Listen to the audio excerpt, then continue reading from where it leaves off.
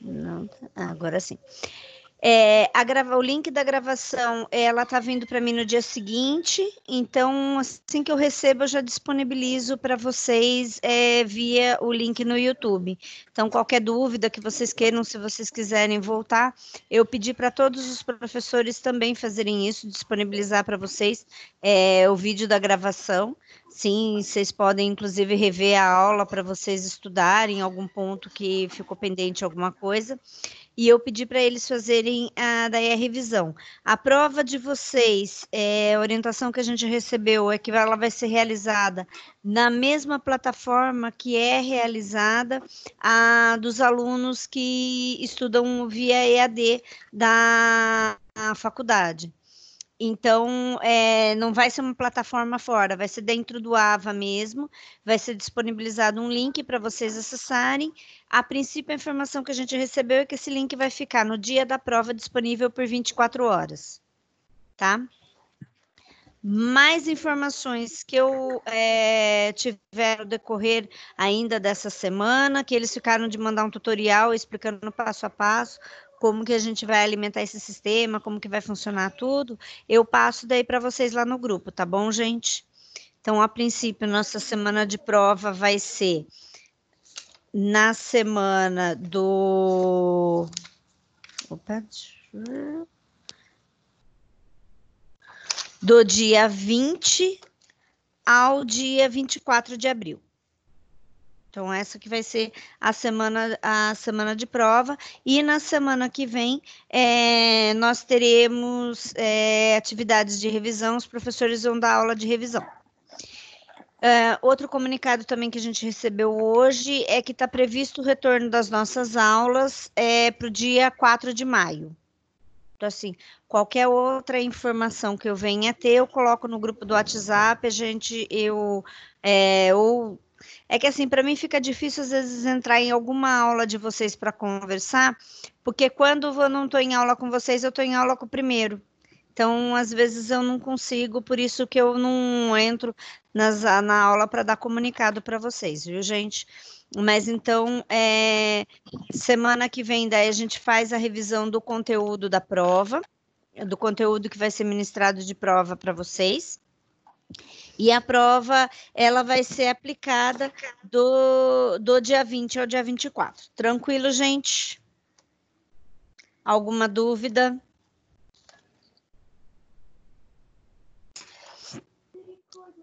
Tudo em ordem? Bom. Então, agora vamos para o conteúdo da nossa aula. Então, hoje, como eu comentei no início aí para vocês, então a gente vai retomar para a aula 1.4, a gente vai falar sobre a Idade Média, que então a gente foi até a aula 1.3, a gente tratava da Grécia. Na aula 1.4 trata-se da Idade Média. Ao invés da gente tratar da Idade Média, eu achei mais interessante nós realizarmos o estudo do direito romano para seguir a ordem cronológica que a gente estava da unidade 1.3. Que na unidade 1.1 a gente tratou sobre o início do conhecimento do direito, na unidade 1.2 sobre o Oriente Próximo, na unidade 1.3 a gente tratou da Grécia, então a gente já tinha estudado o Egito, tinha estudado o direito hebreu, agora a gente vem para estudar um pouco como que funciona a Idade Média. A aula vai voltar em dia 4 de maio. E aí, a princípio. Olha isso. A princípio, 4 de maio. Se a gente não tiver nenhuma outra novidade, mas qualquer outra novidade que tenha, eu falo com vocês e aviso vocês aqui, pode ficar tranquilo. Vocês conseguem ver meus slides?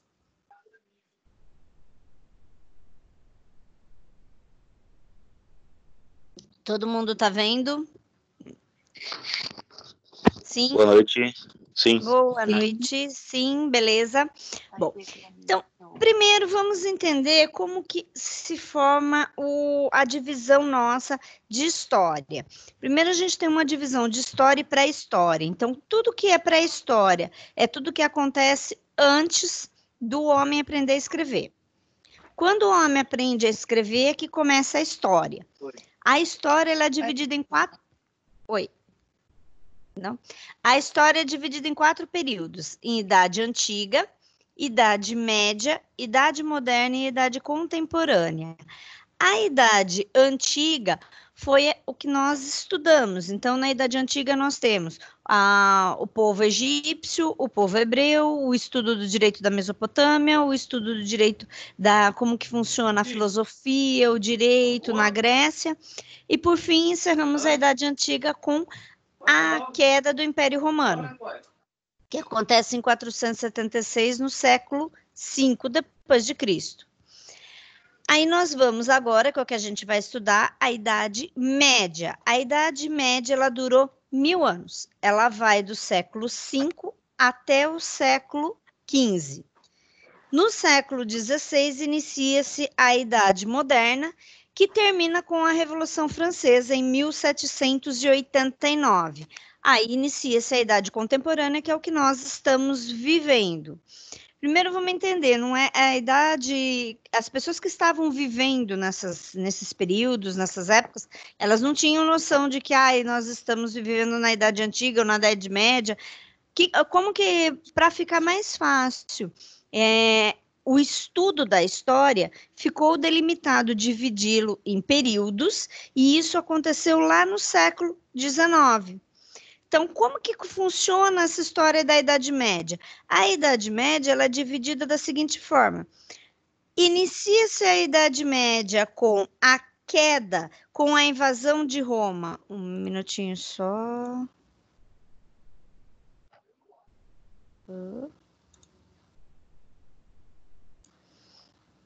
E inicia-se a Idade Média com a invasão de Roma e termina com a invasão de Constantinopla e o fim do Império Romano. Então, a queda completa do Império Romano é disso que trata basicamente a Idade Média.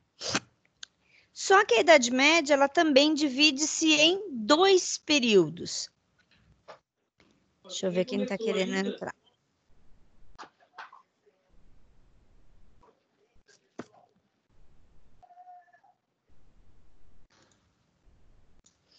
Então, a Idade Média, ela se divide em 2 períodos.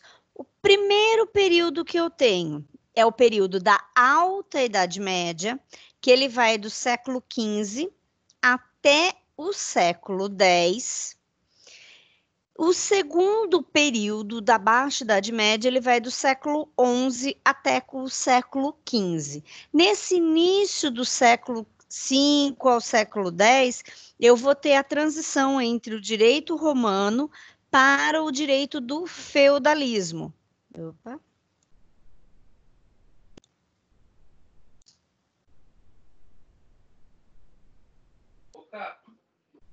Só uma fritada? Dá para baixo, tá ao vivo, tá? Karina, desliga o microfone, por favor. Clica do ladinho, onde tem o aparelhinho do microfone. Espera aí.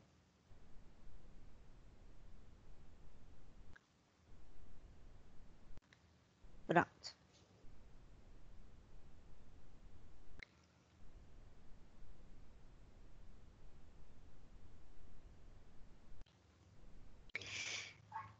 Então, aqui nós vamos ter o quê? Então, eu tenho... E a Baixa Idade Média, ela ocorre quando eu tenho a invasão da Constantinopla. Então, aí acaba, por fim, totalmente o Império Romano.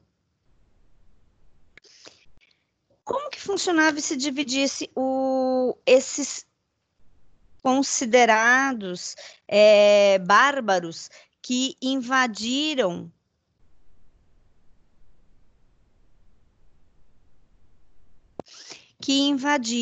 a Roma e a causaram ao fim de todo o Império Romano. Esses bárbaros eles eram divididos entre francos, que se localizavam todo esse império que está cor-de-rosa é onde ficou dominado pelo Império Franco. O Império Franco ele se localizava basicamente na Europa Central, onde hoje nós entendemos como sendo a Alemanha. Os francos, então, eles invadem a Galáia, a região onde fica atualmente a França. E quando eles invadem, eles acabam dominando todo o território ocidental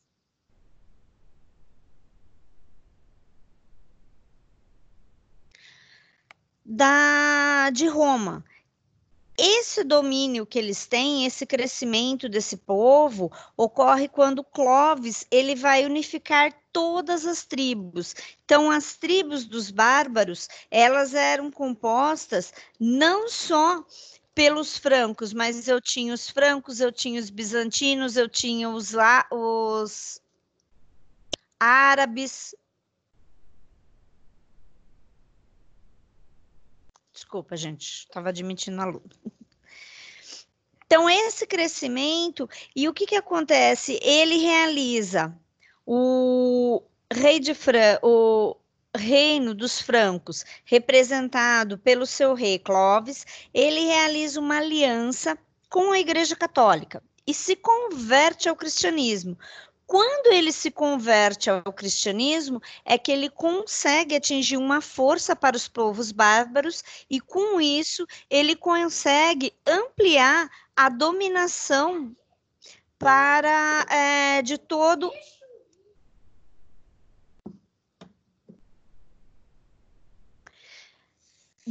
o Império Romano, de grande parte do Império Romano.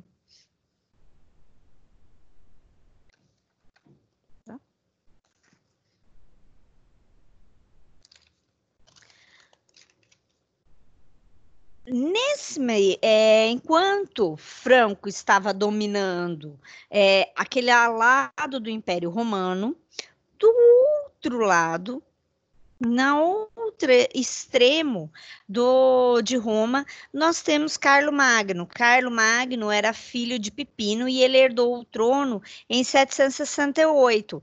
Aqui, ele está na Roma Oriental. A Roma ocidental tinha sido então dominada pelos bárbaros e Carlos Magno estava comandando a Roma oriental. Então ele é coroado pelo imperador, como ele é coroado como imperador pelo Papa Leão XIII. Ele foi responsável por dividir os territórios em condados e marcas de província. Então, cada região que ele tinha, ela era administrada por um servo de sua confiança. Então, como que se dividiam as regiões? As regiões se dividiam em condados e marcas. Os condados eram administrados por condes e duques, ficavam mais na região central do Império Romano Ocidental, e as marcas elas ficavam na fronteira e elas eram administradas pelos marqueses. Tá dando falha. Um minuto, gente, deixa eu ver o que está acontecendo com a Franciela, ela não está conseguindo entrar. Dá meu celular. Depois me devolve, inclusive você faz o outro ouvindo. Tá, deixa eu só ver que ela não está conseguindo acessar o link.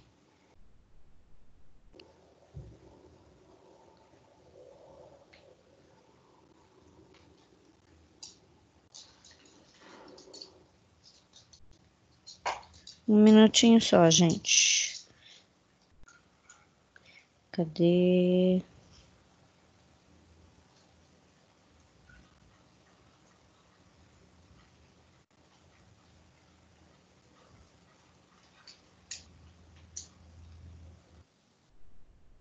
Meu.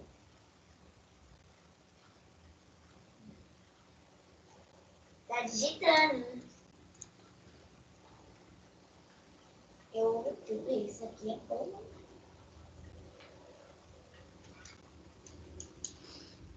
Vamos ver se agora vai.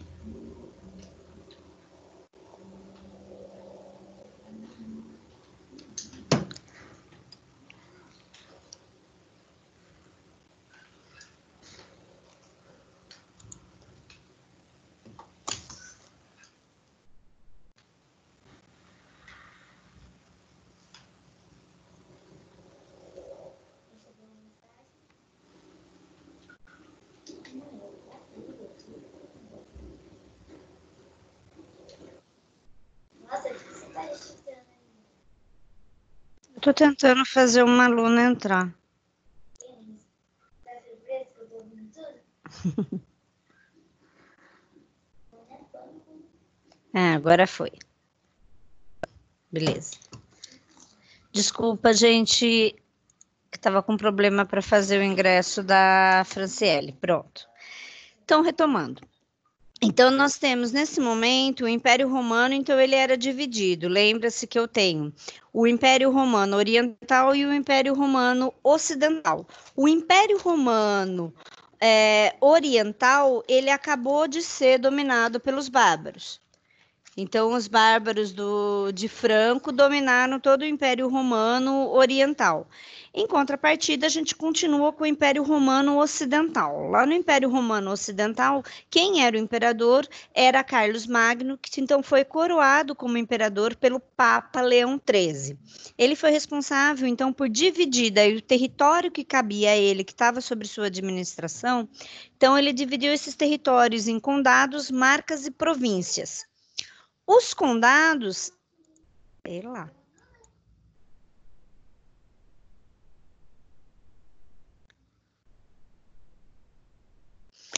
Os condados, eles eram então administrados pelos condes e duques, e as marcas, e os condados, eles ficavam no centro da província, por ele administrado. A província era onde ficava o centro da administração, que ficava no poder do imperador. O condado ficava em torno da província e as marcas ficavam nas fronteiras e eram administrados pelos marques. Então, para fazer essa divisão do território, essa divisão da administração, é o momento que ele cria os títulos de nobreza e também cria a vassalagem, que a vassalagem é uma relação entre o indivíduo, que ele fica ligado ao senhor da terra por meio de um juramento de dependência e fidelidade. Então, ele inicia que a gente tem o início da criação do sistema feudal. Ele falece em 814 e com sua morte, então, quem assume o império é seu filho, o Luís. Seu filho Luís, durante o período que ele assumiu o império ele fica enfraquecido e começa a ter uma decadência do poder e da força do Império Romano. Com a morte de Luís, ocorre o Tratado de Verdun. Luís deixou 3 filhos, que foi Lotário, Carlos o Calvo e Luís o Germânico. Então, eles dividem o império entre esses seus 3 filhos. Então, essa divisão, ela acabou ampliando a atuação dos nobres nas terras que eles administravam. E o que eu identificava, então, qual era o índice de riqueza? O índice que identificava a riqueza era a quantidade de terra que eu possuía. Então, por conta disso, é que eu começo a implantar o sistema de vassalagem e de fidelidade. E aqui começa a se implantar o sistema feudal, por causa que eu tinha os senhores feudais, eles tinham um acordo de vassalagem com o imperador, para que eles administrassem aquelas terras, e ele fazia o mesmo tipo de acordo com os seus servos. Então, a riqueza passa a ser determinada pelo poder de quantidade de terras que eu tenho.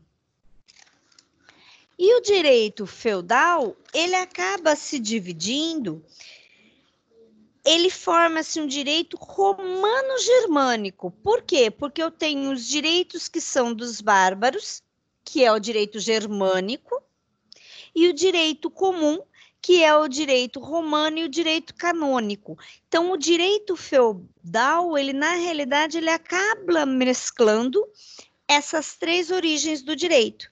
Então, ele mescla o direito germânico, o direito dos bárbaros, depois ele vai, no outro período, ele acaba mesclando o direito no início dele. Ele traz influências do direito romano, e mais ao final, quando a gente trata do Baixo, a Idade Média, ele já vai trazer também influências do direito canônico.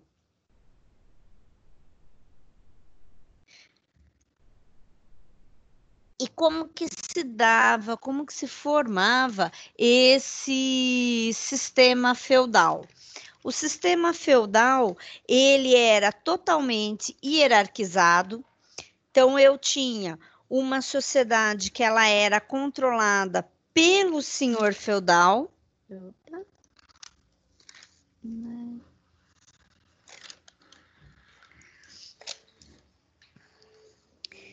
Esse senhor feudal, então, ele permitia que os camponeses, quem que eram os camponeses? Os camponeses eram os escravos. Então, lembra que o Império Romano, ele, durante o Alto Império Romano, o ápice do Império Romano, toda a conquista que ele fazia, os povos que eram por eles conquistados, tornavam-se seus escravos. Nesse período que a gente está de transição, no início da Alta Idade Média, esses escravos começam a se tornar camponeses e viram servos dos senhores feudais. Então, eles buscavam um abrigo e segurança. Os bárbaros, lembram que eles estão no centro do Império Romano, eles já dominaram o Império Romano ocidental, então o Oriente ele começa a se organizar e se proteger, indo em busca, fugindo dos bárbaros. Ao fugir dos bárbaros, eles se refugiam nas áreas rurais. E os camponeses, eles não têm troca de moedas, eu tenho troca de serviços e eu tenho troca de produção de serviço.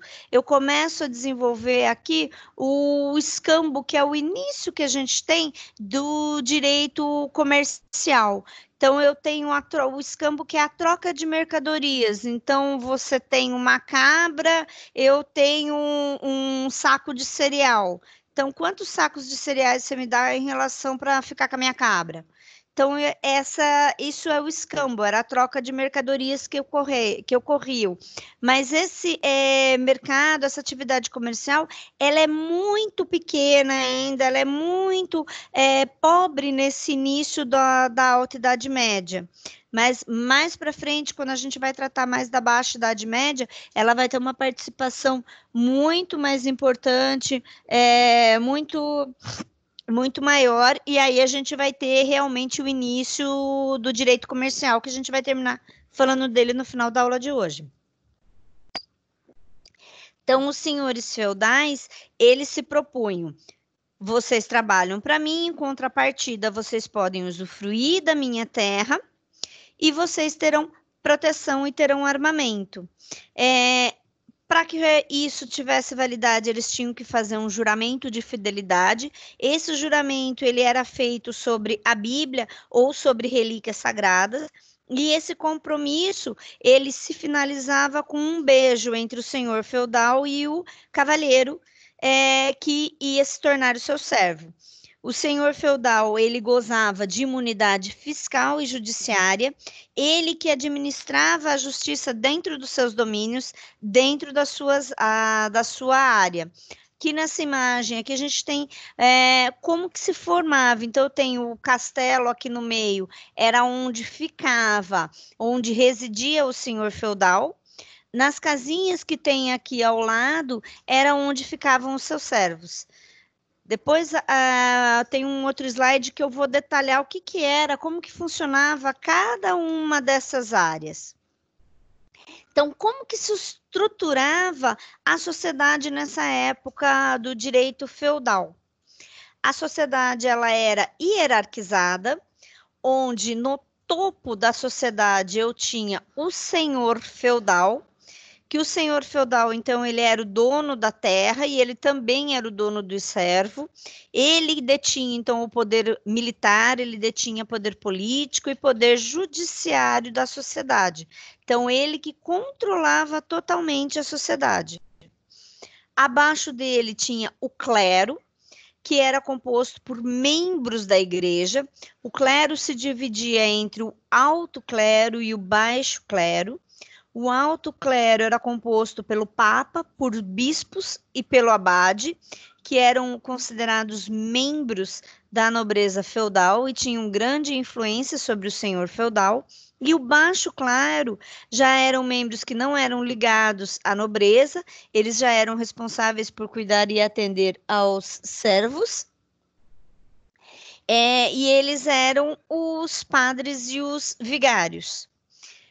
Abaixo do clero, nós temos a nobreza, que eram os proprietários de terra, que se dedicavam à atividade militar e administrativa, e você tem os guerreiros que algumas vezes podiam ser até mesmo servos, que eram convocados para se tornarem guerreiros e defenderem, seja o senhor feudal, sejam as terras do senhor feudal, ou mesmo participar de lutas em defesa do império contra o avanço dos bárbaros.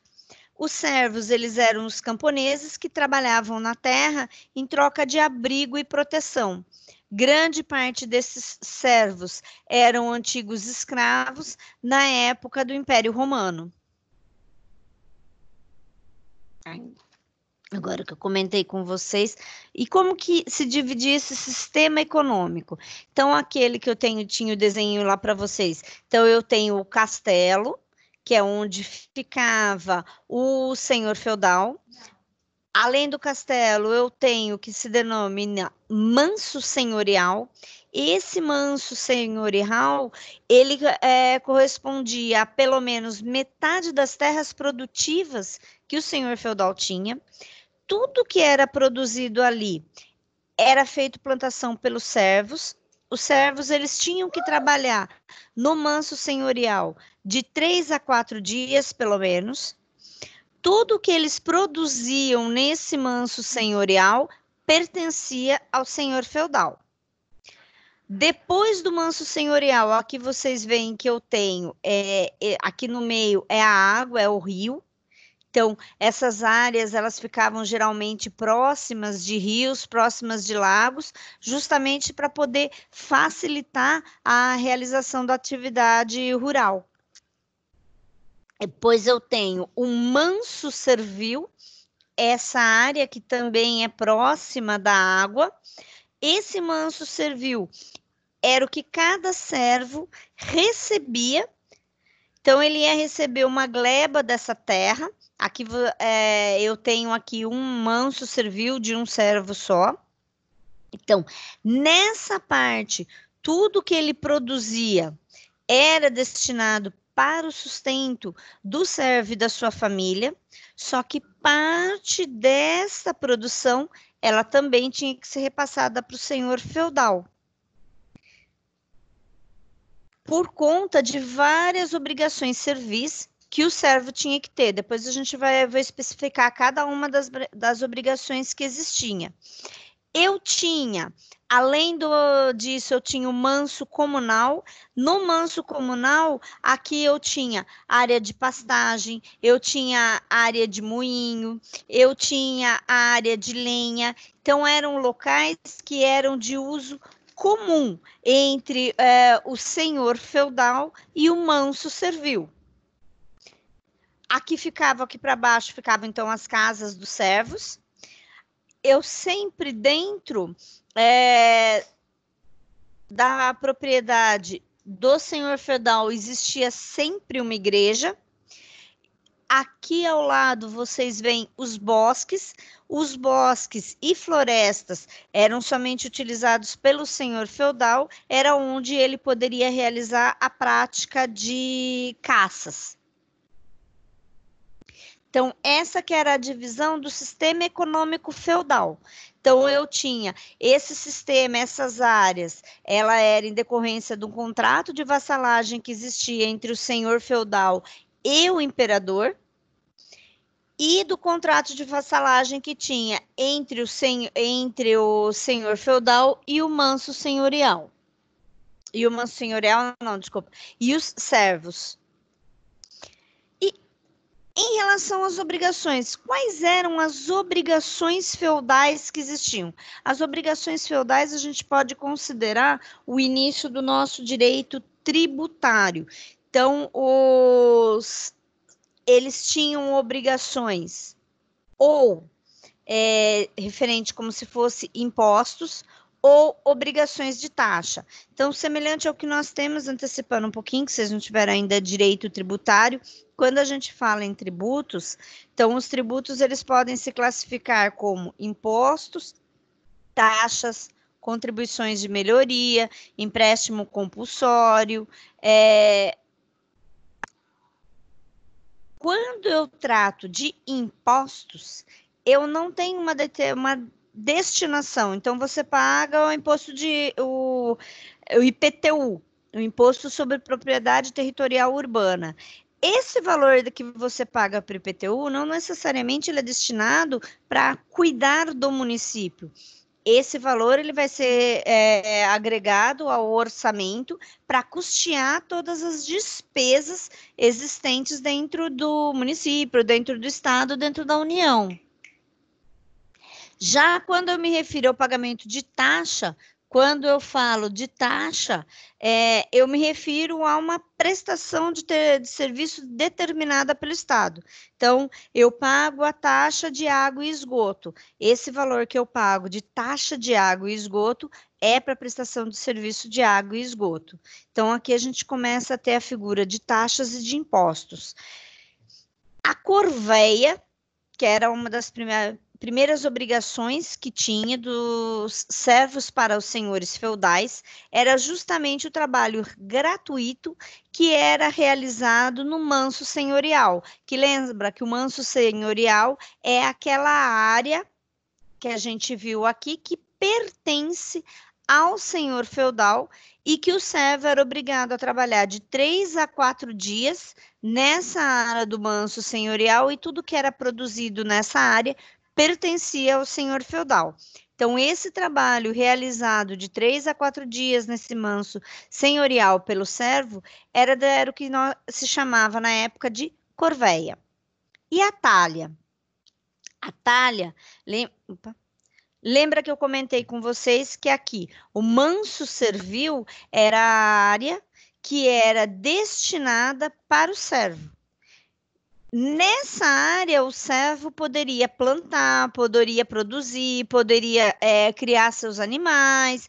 Então, tudo que ele produzisse aqui, 50% desta produção, ele tinha que destinar para o senhor feudal. Isso era o que se destinava de talha. Por que ele tinha que destinar esses 50%? Por causa que ele tinha direito da proteção militar que o senhor feudal ia lhe proporcionar. Então, por isso, e para ele poder fazer o uso da área do senhor feudal, ele tinha que pagar esses 50%. Depois nós temos a banalidade, que é um imposto que era pago pela utilização da infraestrutura.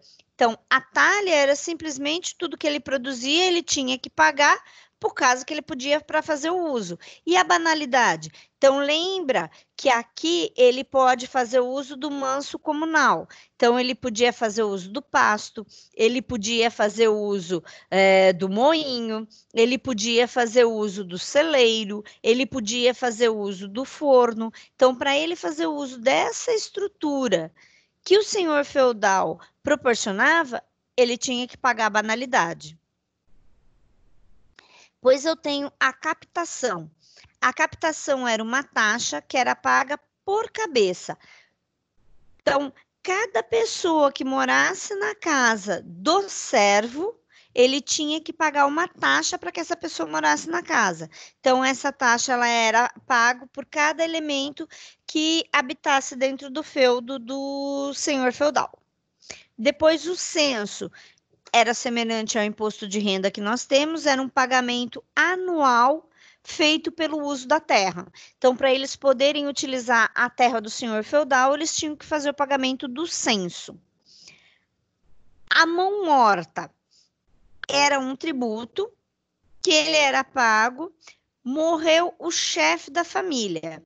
Se a família tiver interesse em continuar a residir, a ser servo do senhor feudal e continuar residindo nas áreas do senhor feudal, ele tinha que pagar uma morta. Então, vamos dizer, seria o início do que nós temos hoje do imposto de transmissão causa-mortes, o ITCMD. Então, para eu continuar com as propriedades do falecido, do chefe da família que faleceu, do marido que faleceu, para a mulher continuar com seus filhos com aqueles bens, ela tem que fazer o inventário e ela tem que fazer o pagamento do TCMD. E se ela não fizer isso? Se ela não fizer isso, essa herança poderá ser considerado o que a gente chama de herança vacante. O que é? Quando não foi aberto o inventário, não foi dado continuidade, e o Estado pode acabar por conta da dívida que vai sendo oriunda da falta do pagamento do TCMD e da multa existente, ela pode chegar a perder até mesmo parte do patrimônio. O tostão de Pedro era o dízimo que ele era pago para a igreja, para que fosse realizada a manutenção da igreja que tinha no local da área do senhor feudal. E esse tostão era correspondente a 10% da produção do servo. Então, do que o servo produzia dentro do manso servil, 50% dessa produção ele tinha que pagar para o senhor feudal, como talha, e 10% do que ele produzia ele tinha que pagar como tostão de Pedro, que era o dízimo para a igreja. Também existia o formariage, que o formariage era um tributo que era pago quando o servo se casava. Então, para ele poder ter direito de utilizar a igreja do senhor feudal, para que ele pudesse ter o direito de se casar, ele tinha que pagar o formagem.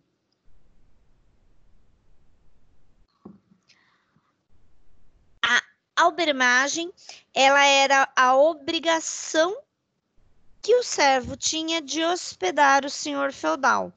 Então, as áreas às vezes era muito grande, então o senhor feudal, ele viajava ou ele tinha mais de uma área, então quando ele viajava, ele poderia se hospedar na casa do servo, e essa hospedagem também era uma obrigação do servo.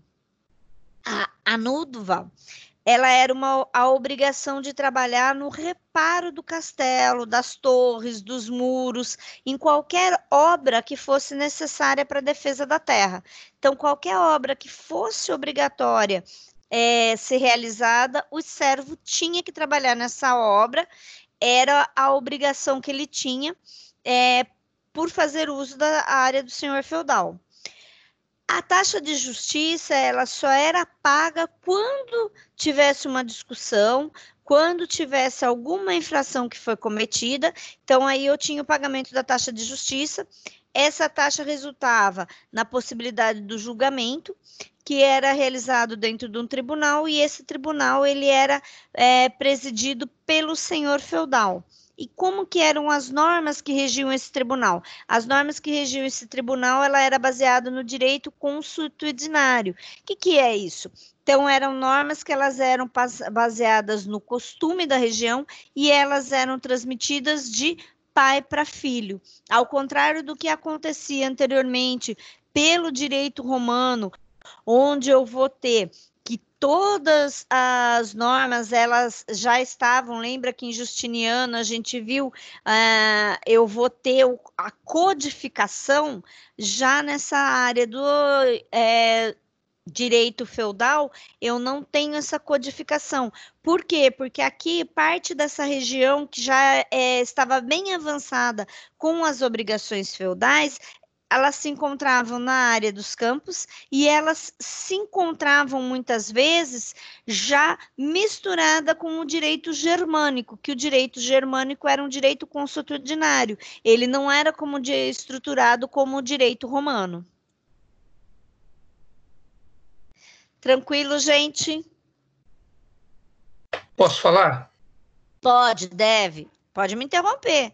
Primeiro, eu queria dizer que se eu vivesse nessa época, eu seria enforcado. Ah, viu? Deixa eu falar a hora que eu chegar para vocês no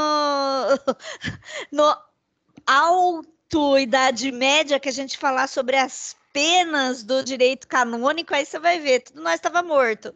Pois é, porque eu tenho certeza que eu seria servo, né? Então, do jeito que eu estou vendo as coisas, eu acabaria numa forca. Segundo uma colocação, será que os nossos políticos fizeram estágio nessa época? Porque algumas dessas taxas que existiam aí existem hoje com nomes mais sofisticados, né? Sim, E sim. existe uma conta de quanto que ficava para o servo, professora? Olha, pelo que eu levantei aqui, gente, o servo, ele sempre, por isso que ele não conseguia até ter um grande desenvolvimento.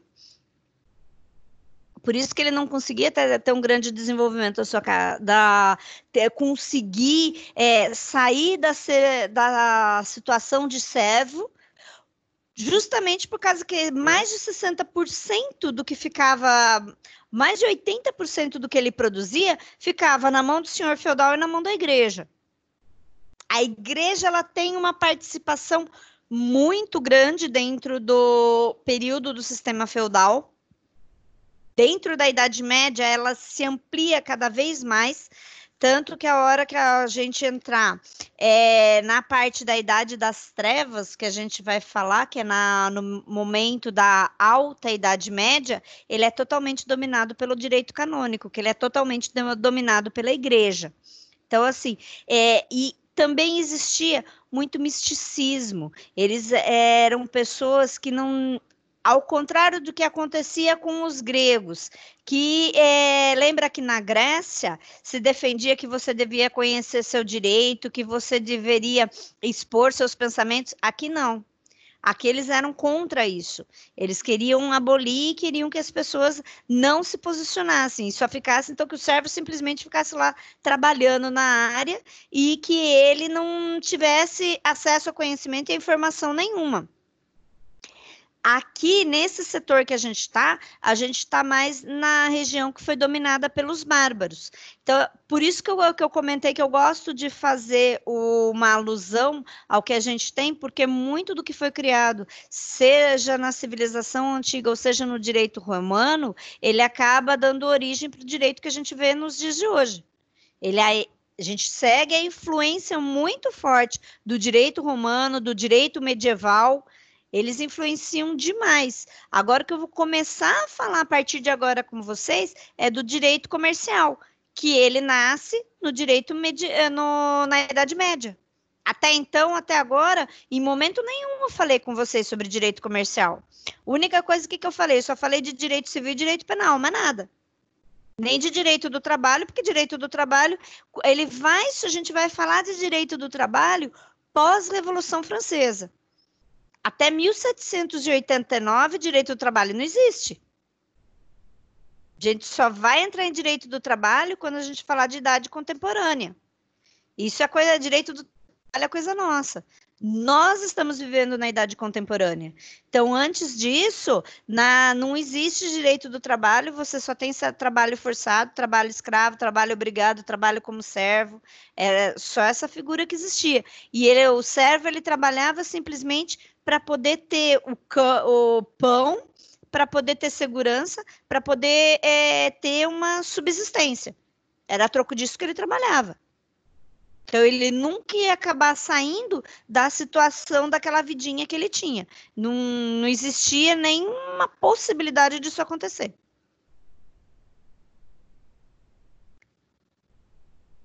Vamos falar agora um pouquinho Sobre o direito romano medieval. Quando a gente fala do direito romano medieval, a gente tem que falar um pouquinho sobre o Império Bizantino. O que é o Império Bizantino? O Império Bizantino, ele estava lá no Império Romano, mas no setor ocidental, onde ficava Constantinopla, onde ficava Alexandria, onde ficava Antioquia, onde ficava a Niceia. O Império Bizantino, ele tinha uma organização política, ele tinha também uma organização dentro do Império Romano de suas leis, da estrutura de suas leis. Eles eram o considerado dentro da sua organização política. O imperador, ele era considerado um representante de Deus. Então, também para o direito romano medieval, eu tenho uma participação muito grande e muito forte da igreja. Sendo o imperador, ele era a autoridade máxima dentro do exército e dentro da igreja. Nessa fase, eles já acreditavam em Jesus, eles já seguiam o cristianismo, só que eles não acreditavam na Trindade. Então, eles acreditavam, eles tinham uma religião que ela era considerada monofista. Então, para eles, o centro da religião deles era Jesus. Eles não acreditavam em imagens, eles não acreditavam em santos, eles acreditavam somente em Jesus. O principal imperador que nós temos aqui foi Justiniano. Lembra, a gente já falou um pouquinho de Justiniano quando a gente falou do direito romano. Justiniano, ele foi muito importante por causa que ele é que criou o Corpus Juris Civilis, que o Corpus Juris Civilis foi a primeira codificação que nós tivemos. Então, ele serve de parâmetro, posteriormente, para a criação do Código Civil, para a criação do Código Penal. Ele influenciou a criação do nosso Código Civil, do nosso primeiro Código Civil. Nele, ele compunha-se das constituições imperiais. Então, o que eram as constituições imperiais? As constituições eram as leis que continham as leis realizadas por Justiniano. Então, nessas leis que tinham feitas pelo Justiniano, ele determinava como que ia funcionar a administração do seu governo, o que seus funcionários tinham que fazer, como que os governadores, que na época de Justiniano, ele tinha governadores que respondiam a ele, que administravam as suas províncias. As províncias eram pequenas cidades que ficavam abaixo do domínio, que ficavam dentro do domínio do império. Então, ele tinha que controlar essas cidades. Para ter o controle dessas cidades, ele se utilizava dos governadores dentro da administração.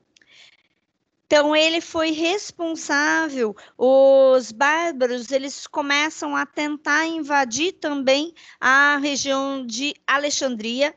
Aí ele, junto com, consegue derrotar os bárbaros e consegue manter a preservação de Constantinopla, sendo que Constantinopla, ela é a última cidade do Império Romano que vem a se perder e que vem a ser derrotada por completo, e aí sim você tem o fim do Império Romano.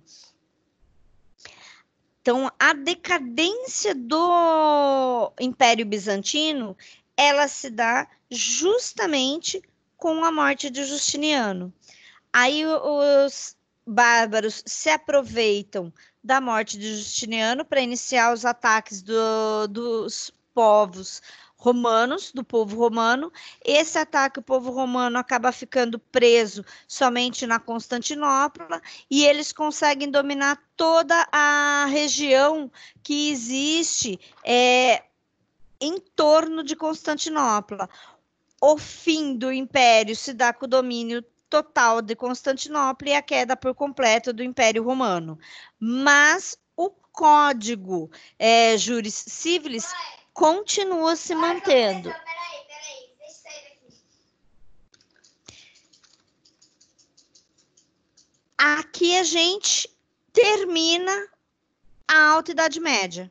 Então, a Alta Idade Média, ela se encerra com o Império Bizantino. Olha o tamanho do cara. E se inicia no século XI o direito canônico medieval. Por que o direito canônico, primeiro, é considerado a Idade das Trevas? Muitos falam que o período da Idade Média é a Idade das Trevas. Ele é justamente determinado a Idade das Trevas por conta do direito canônico. Então, o direito canônico, eles acreditavam, em primeiro lugar, que Deus sempre salvava. Então, eles tinham penas e condenações muitas vezes absurdas, como, por exemplo, você pegar uma pessoa, amarrar uma pedra no pescoço dessa pessoa e jogar ela no rio ou então no lago. Se a pessoa fosse inocente, então Deus iria salvá-la e ela não ia morrer. Ou então também tinha outra pena absurda, que é jogar a pessoa do penhasco. Se a pessoa fosse inocente, Deus iria salvá-la e ela não ia morrer ao ser jogada do penhasco. Então, eram penas muito absurdas e desumanas que aconteciam. Em 1231, um dos marcos importantes que nós temos é a criação do Tribunal da Santa Inquisição. A maior vergonha para a Igreja Católica é esse período, né? Eles se envergonham demais por conta da Inquisição, que a Inquisição ela era direcionada aos menos favorecidos, aqueles que não poderiam fazer, que não faziam parte da considerada nata do sistema feudal. Então, quem era perseguido aqui? Os judeus, os muçulmanos e as mulheres. Sempre que, então, você tinha alguma oposição ao sistema feudal, aquele sistema que se encontravam, eles eram considerados como hereges e eles eram punidos. Só que sempre, como que eu obtinha as provas? Um minuto.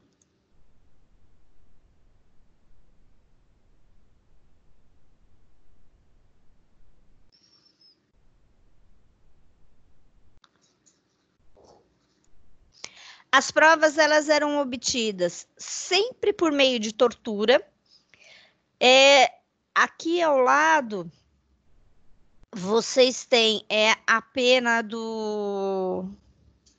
Esse é o caixão de tortura, né? É o caixão de tortura. Esse caixão de tortura era a pena que era aplicada no caso de roubo. Então, a pessoa, ela era julgada, ela era condenada, então a condenação, ela tinha que ficar dentro dessa gaiola, ela não tinha comida, ela não tinha bebida, ela ficava pendurada em praça pública, na exposição de chuva, de sol, de ataques de animais, até que ela morresse. Então, essa que era a pena que era aplicada. Para a igreja, era proibido os judeus deles possuírem terra. Também era proibida a prática da usura. O que é a prática da usura? Então, eu não podia, e se eu fazia um empréstimo, aqui a gente começa a ter a criação da moeda.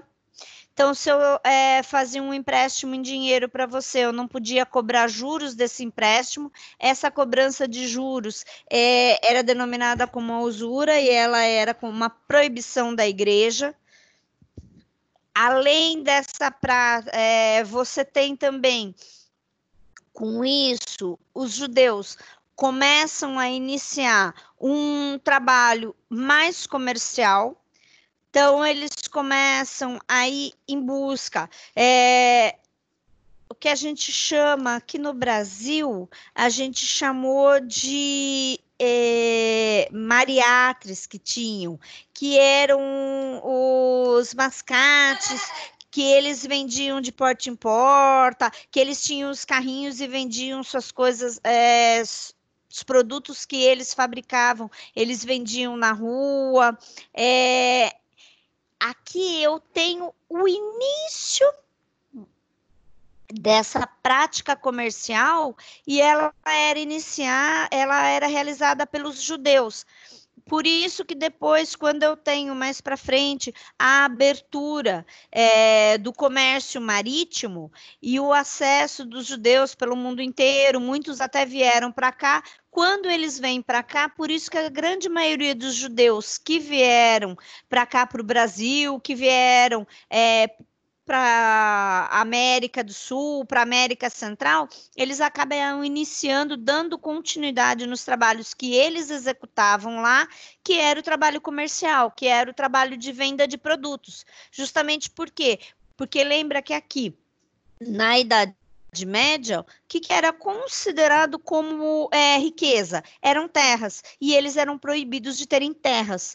Por quê? Por causa que eles eram considerados pela Igreja Católica como hereges, porque eles que foram responsáveis pela crucificação de Jesus. E lembra que aqui, o que eles acreditavam? Eles acreditavam em Jesus, em mais nada.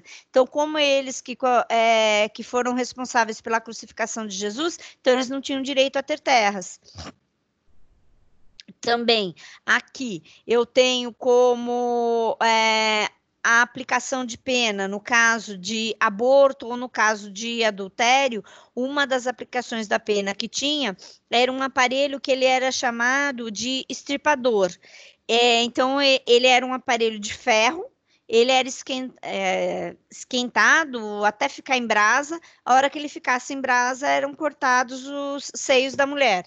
Então, muitas dessas mulheres acabavam morrendo, seja de dor ou seja por uma infecção que elas acabavam dominando. Todas as práticas de penas aplicadas aqui, elas são todas violentas, extremamente agressivas. Outra prática que tinha de tortura era a roda, onde os membros inferiores e superiores eles eram amarrados e ficava preso a corda em rodas. Essas rodas eram giradas até que se esticasse e extirpasse por completo os membros das pessoas. Também a prática de afogamento para que se obtivesse que eles consideravam como verdade, né? Eles também se utilizavam da quebra de ossos. Então, eram todas práticas de torturas extremamente violentas em busca de se obter o que eles queriam de verdade.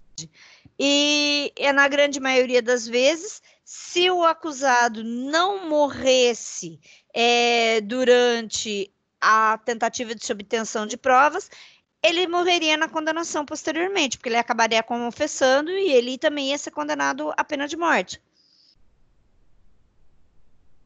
E muitas vezes também a pena se estendia nessa parte do direito canônico a membros da família. Então, a pena ela não ficava restrita somente àquele que estava sendo acusado. Ela poderia ser aplicada a todos os membros da família, inclusive se esses membros da família fossem crianças, independente da idade aqui. Podia matar a família inteira por meio de tortura. E também eles se utilizavam muitas vezes dos membros da família para torturar os membros da família na frente do acusado, do chamado herege, para que o herege confessasse.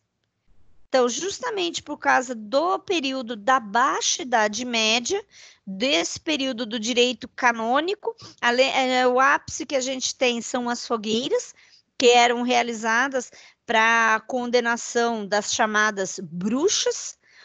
Uma das chamadas bruxas que foram condenadas foi Joana d'Arc, nessa época também.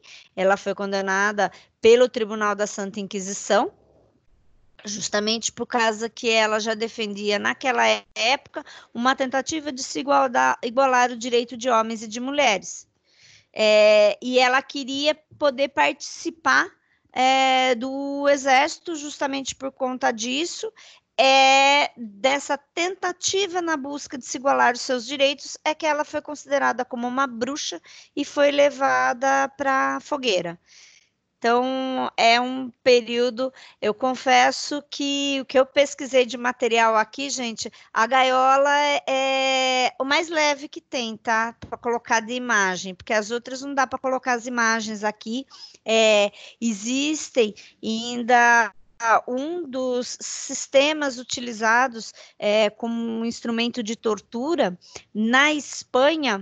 Um deles que era ele apertava o cérebro do herege, ele ainda ficou em funcionamento na Espanha até 1795.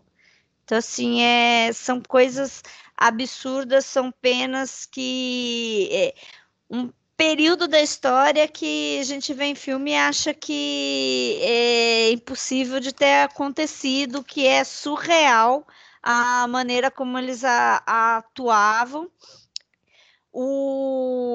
E tirando que eles tinham total liberdade, aqui a gente tem o tribunal de exceção, era totalmente praticado, que o tribunal de exceção era o juiz.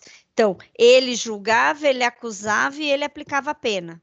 Então, você não tinha nenhum direito aqui de se defender. Totalmente, o direito canônico medieval é um total retrocesso de tudo aquilo que o direito romano tinha avançado, de tudo que os gregos avançaram. O direito canônico conseguiu retroagir. Foi um período definitivamente negro da história que nós tivemos da humanidade. Tranquilo? Dúvidas?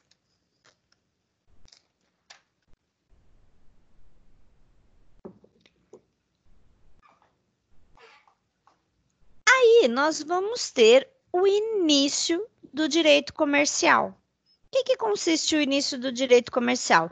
Então, os judeus, lembra que eu comentei que eles não tinham direito a ter terras. Então, como eles não tinham direitos a ter terras, eles não eram amparados pelo direito feudal. Eles também não eram amparados pelo direito canônico.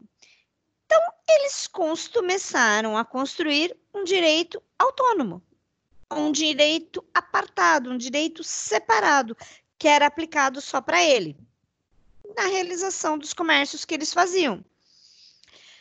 E começa a surgir, então, a figura dos mascates, que eram justamente, aqui tem a figura de um mascate que eu trago para vocês, que era aquele vendedor, que o que ele produzia, então ele trazia, aqui a gente nessa parte, a gente está começando a ter a abertura das Índias, então nas Índias eu começo a ter especiarias que vêm a ser trazida, eu começo a ter tecidos diferentes que eram trazidos pela Índia, que eram confeccionados nas Índias, eu começo a ter as sedas. Então, esses mascates, eles traziam a venda dessas mercadorias, e eles levavam essas mercadorias de uma cidade para outra. E como que eles faziam esse transporte? Eles faziam esses transportes pelas estradas que existiam e que ligavam uma cidade para outra. Esses transportes eram sempre realizados em caravanas. Essas caravanas eles realizavam por meio de charretes, por meio de cavalos. E também o comércio, então o início, eles iam em caravana sozinho. No segundo estágio que eu tenho do direito comercial, eles começam a organizar mercados.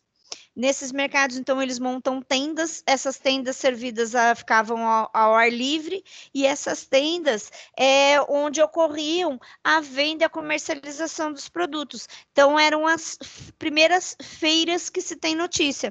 Então, elas ficavam temporariamente numa região para atender aquele público daquela região.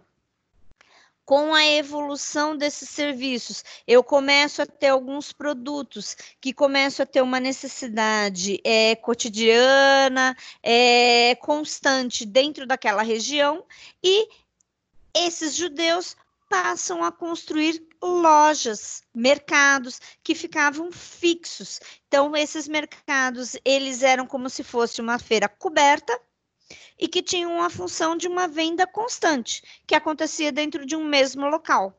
Então, aqui eu começo a ter a criação do direito comercial. Então, eu começo a ter a necessidade da regulamentação.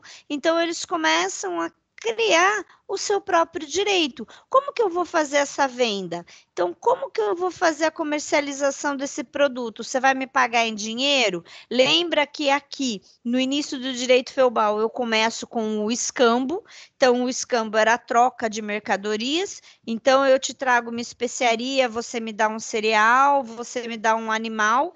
Aí, depois dessa troca de mercadorias, o avanço que eu tenho, eu vou para a troca de sal, que sal era uma coisa muito rara também.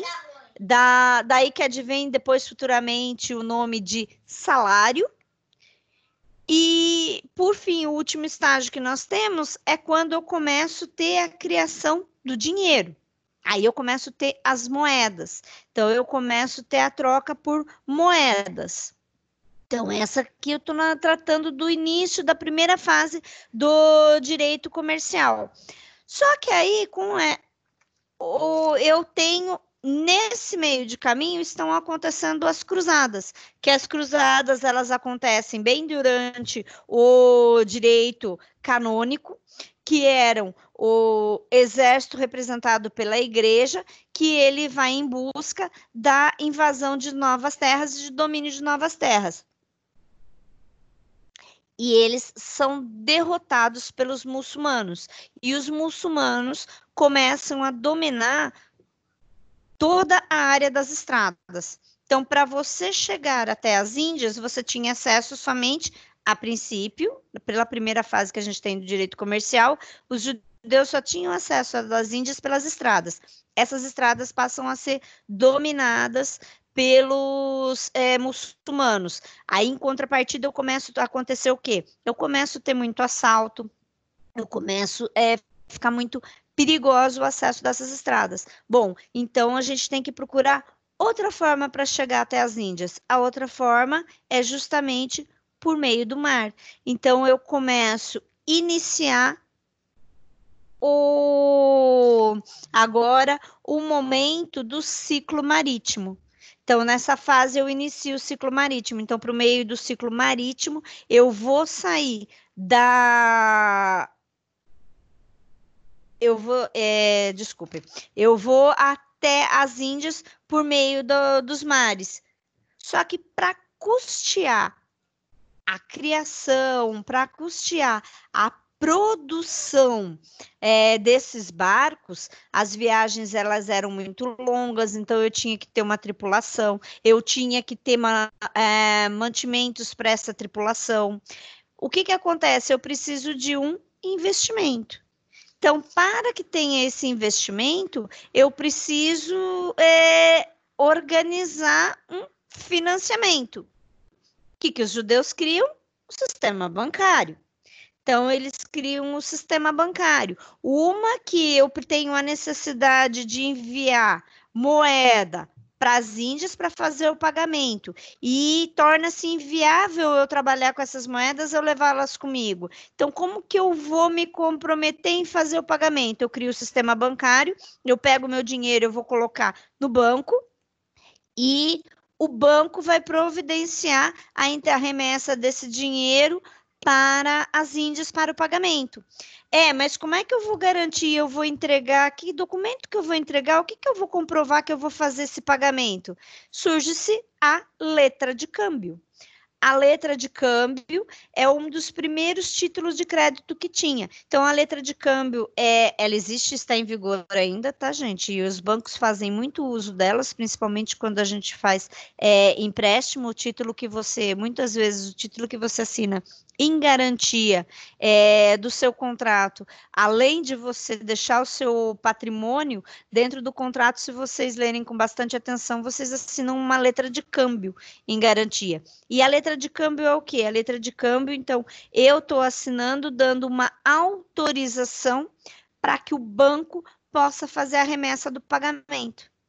Então, você autoriza o banco a fazer a remessa do pagamento para a quitação, por exemplo, da sua casa própria. Então, ele vai tirar o fundo de garantia, você assina a letra de câmbio autorizando o banco a retirar o dinheiro do fundo de garantia para colocar na conta e fazer o pagamento. Aí você começa a ter, então, o investimento. Para ter o investimento, um judeu sozinho, ele não consegue fazer, não consegue ter dinheiro suficiente, ter recursos suficientes para que ele conseguisse construir aquele navio e conseguisse custear essa realização de importação. Então, o que ele fazia? Ele se juntava a outros comerciantes. Essa junção que eu tenho de vários comerciantes, eu precisava que isso fosse regulamentado. Então, isso ia para dentro de um contrato. Eu começo a ter a criação das pessoas jurídicas. Então, eu começo a ter a criação das empresas. Então, as pessoas jurídicas, elas passam a ter a finalidade justamente da ampliação e da criação dos novos mercados. Esse direito comercial, ele é totalmente baseado na confiança, que é a principal característica que vocês vão ter depois que vocês vão estudar lá para frente de título de crédito. Então, as rotas das Índias, inicialmente elas eram realizadas pela área terrestre. Após as cruzadas, elas passam a ser realizadas pelo ciclo marítimo. Para que se tornasse viável a realização dessas navegações, é que eu tenho o surgimento e a criação dos títulos dos sistemas bancários. Gente, eu montei uma atividade que eu quero que vocês façam. Essa atividade, ela vai ser aberta para vocês hoje e ela vai ficar até às 8h30. Vocês conseguem desenvolver e realizar, até às 10h30 vocês conseguem desenvolver e realizar. Justamente, eu quero que vocês desenvolvam ela, depois eu volto, vou dar um tempinho para vocês fazerem essa atividade, que ela é justamente sobre o conteúdo que eu estou falando e que eu expliquei sobre a Idade Média aqui para vocês. Vocês têm alguma dúvida? Que depois eu quero voltar, depois que vocês fizerem as atividades, ver se a gente tem alguma dúvida e fechar esse conteúdo.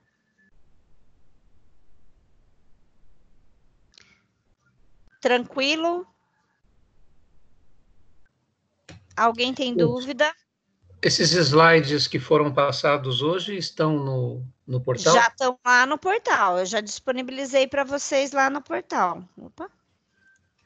Os slides já estão lá no portal.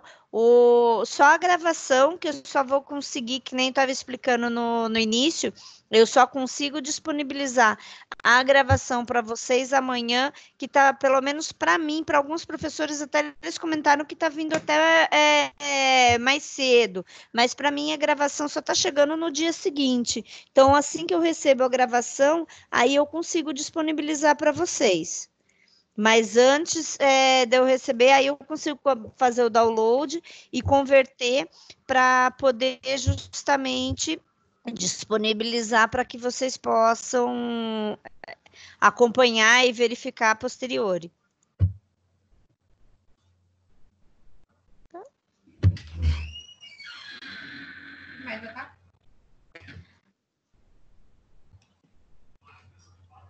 Mais alguma dúvida, gente?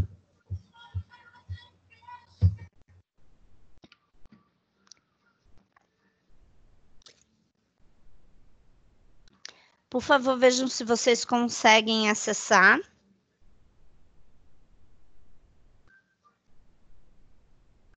O link. Eu vou mandar o link para vocês também lá no grupo do WhatsApp.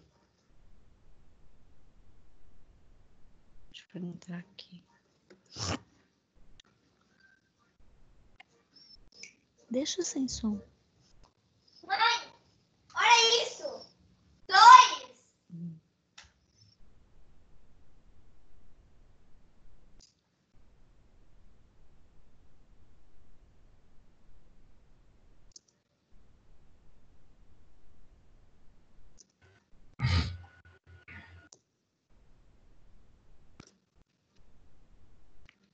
Vai. Foi. Gente, eu acabei de... Eu acabei de colocar o link para vocês das atividades.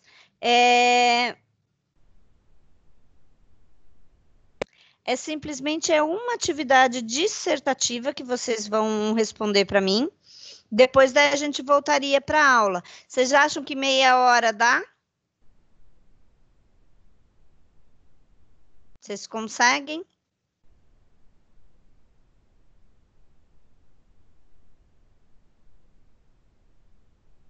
People, tem alguém aí? Vocês conseguem fazer para mim em meia hora, daí a gente volta para o conteúdo? Eu prefiro Meia olhar hora vai ser só o que é a atividade para depois poder responder. É uma atividade, é uma questão dissertativa que vocês vão ter, então vocês vão fazer justamente uma comparação com o direito brasileiro. Justamente ela é referente ao conteúdo que eu trabalhei. Deixa eu entrar peraí. Cadê meu fone? Para fazer hoje. Fazer hoje. Vale. Deixa eu ver se ele vai entrar aqui. Não vai entrar? Deixa eu ver se eu consigo copiar. Não.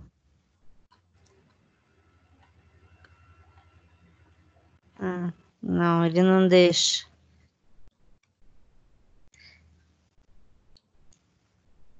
Ele não deixa eu compartilhar para ir pro navegador. A questão é a seguinte, deixa eu ler para vocês. Então, se um jovem bárbaro entrasse em uma taberna e lá destruísse mesas e cadeiras, e caso o jovem ainda vivesse com sua família, seria ela responsável pela indenização do prejuízo causado ao dono da taberna, pelos atos ilícitos cometidos pelo rapaz. De acordo com o que estudamos hoje, esse costume do direito germânico tem correlação com o artigo 932, inciso 1 do Código Civil Brasileiro. Justifique sua resposta. Então, o que eu quero é que vocês vejam, justamente vocês façam uma comparação.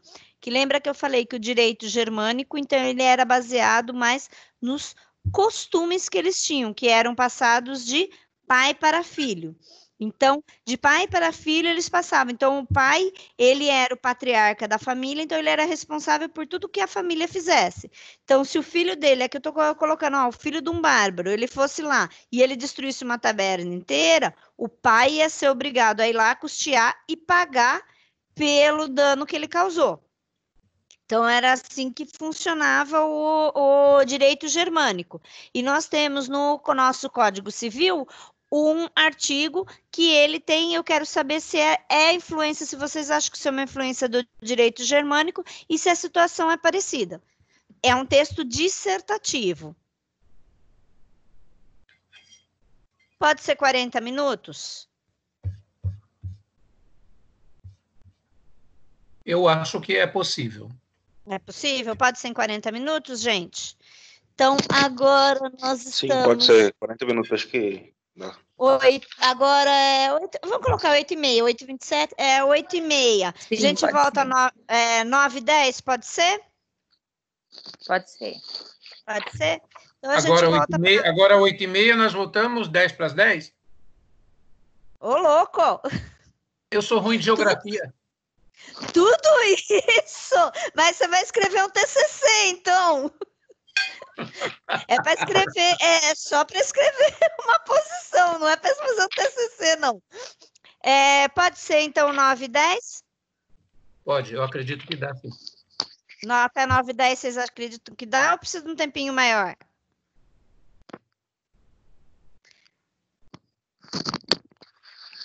O que vocês me dizem?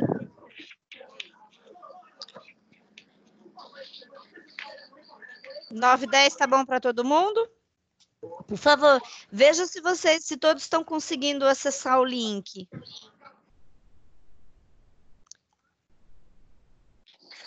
Eu coloquei no grupo do WhatsApp também.